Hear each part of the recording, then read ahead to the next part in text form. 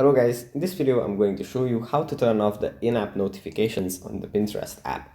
But before that, don't forget to subscribe and leave a comment down below, because at 10,000 subscribers I'm going to show you my whole YouTube revenue statistics and growth strategy. So without further ado, let's just jump right into it. First we have to open up the Pinterest app, and here it usually opens up in the home menu where we have our feed, where we can gather some interesting ideas. But from here we have to go into the saved menu. And then in the saved menu in the top right corner, we have to tap on this little cog.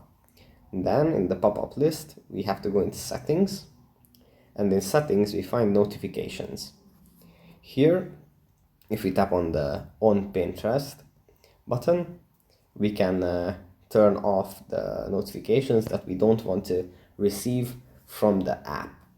And for example, we can turn off comments, so we don't get notified when we receive a comment on one of our pins. And yeah, that's pretty much it for this video. Hope it was helpful for you guys, and I'll see you in the next one. Bye.